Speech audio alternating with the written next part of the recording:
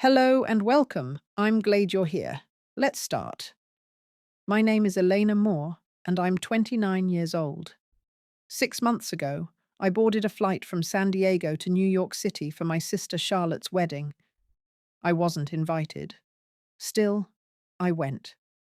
The Regency Astor Hotel looked exactly like Charlotte. Grand, polished, desperate to impress. Marble floors, crystal chandeliers, white roses everywhere. A string quartet played as guests in tailored suits and silk gowns laughed loudly, pretending they all belonged there. At the reception desk, I gave my name. Elena Moore. I'm the bride's sister. The attendant checked the list once, then again.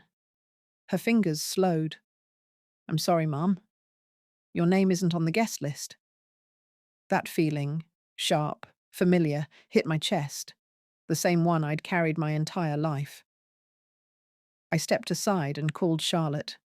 She answered, irritated. You actually came? She scoffed. This wedding is for people who matter. You're embarrassing yourself. I just wanted to give you a gift. She laughed, cold, dismissive. What could you possibly give me that I don't already have? I didn't answer. I walked to the gift table and placed a small silver box among the designer packages. No one noticed. No one cared. Then I left. But to understand why that box would destroy everything my sister believed about herself, you need to understand how we got here. I grew up in a pristine townhouse on the Upper East Side. From the outside, we looked perfect, wealthy, respected, untouchable. Inside, there were two daughters. Only one mattered. Charlotte was older, louder, chosen. She had the bigger bedroom, the piano lessons, the private tutors. My parents attended her recitals, her competitions, her milestones. I got silence. I learned my place on my 10th birthday. I woke up early, convinced this would finally be my day. The kitchen was empty. My mother was on the phone planning Charlotte's debutante event. Mum, I said softly, it's my birthday. She covered the phone. I know. We'll do something later. We never did.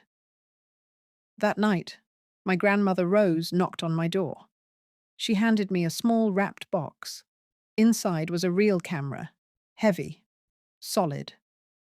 You see things other people miss, she told me. That matters. She was the only one who ever noticed me. Years later, I earned a full scholarship to an elite art school in California. I was chosen to give a graduation speech. My parents didn't attend.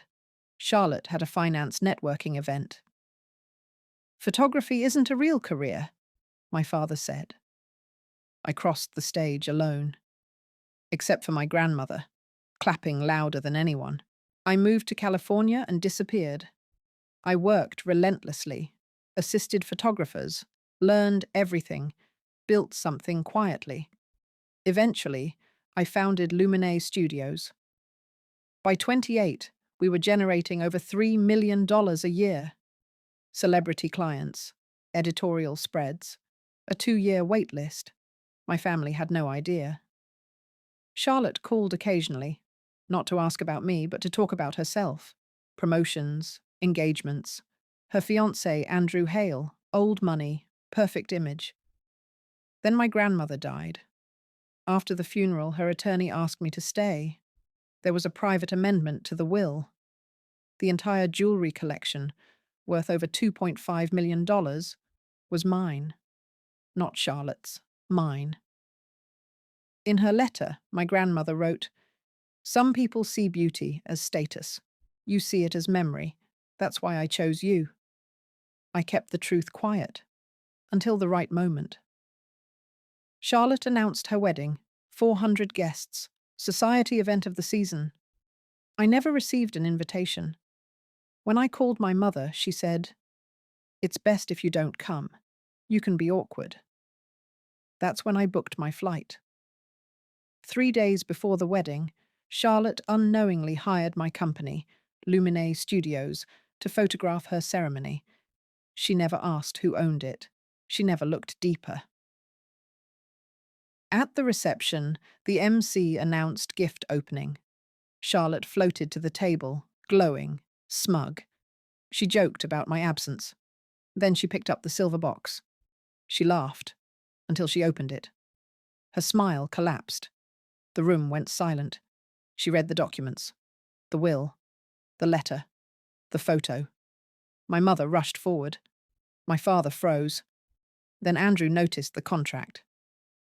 "You hired her company," he said slowly. The lead photographer stepped forward and confirmed it. Whispers exploded. "She shot our gala? She's in Vogue. She's booked years out." My parents looked like strangers in their own lives. Charlotte started crying, accusing, denying. Andrew stepped back from her. The truth settled like ash. I was sitting in an airport lounge when my phone exploded. Calls, messages, demands. I ignored them all. Until Andrew messaged. The wedding was over. The marriage never happened. Charlotte disappeared. A week later, my parents called. I answered once. My mother cried. Not because she hurt me, but because she was embarrassed. My father said, "You should have told us." I laughed. "You were never listening." Then they asked about the jewelry. I said, "I am the family you ignored, and it's staying out of your reach."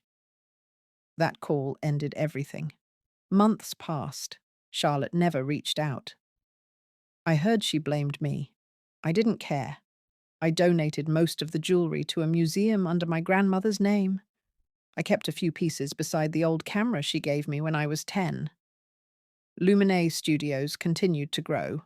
I hired overlooked artists, funded scholarships quietly. One night, reviewing wedding photos, I paused on a single image, pure, unperformed joy, and I understood something clearly. My sister built her life on being admired. I built mine on being real. She needed an audience. I learned how to see. And when the truth finally came out, I didn't scream. I didn't stay. I left a box on a table. And I walked away. Because the harshest revenge isn't destruction, it's absence.